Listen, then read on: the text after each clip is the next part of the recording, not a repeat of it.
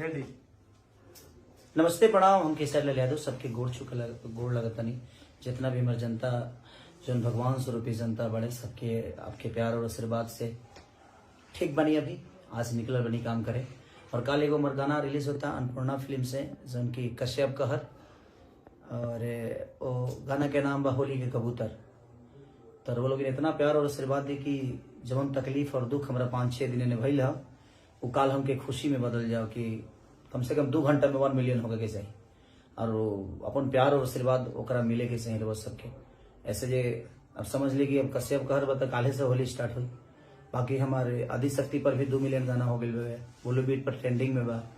3 गो गाना हमारे ट्रेंडिंग में बा। 2 घूट मुझे भी पिला दे शराबी देख फिर होता है क्या। जौन की सारे गमा करवा से भी ट्रेंडिंग पे बा। बोलो बीट के गाना ट्रेंडिंग पे बा। एक और गाना ट्रेंडिंग पे बा हमार। कौन गाना बाबा?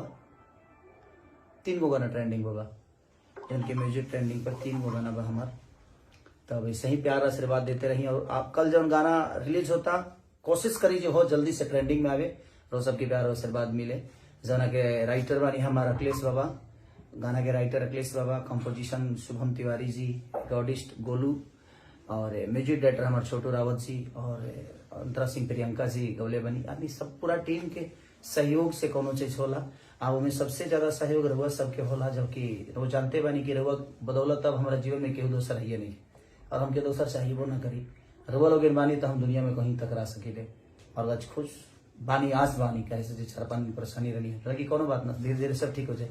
कल गाना के इतना प्यार दे दी कि कल की खुशी में हम रोज सबके सामने केक काटी, कम से कम 4 मिलियन के काल्हे काटी हम, और वो सबके बीच में काटी। तो इतना प्यार दी कि कल कश्यप कहर और खेसारी तो वो सबके बेटा तो वो सबके गोद में कल खेले, ऐसा आशीर्वाद दी। Thank you so much. कल 7:15 में रिलीज होता अन्नपूर्णा फिल्म से होली के कबूतर। Thank you.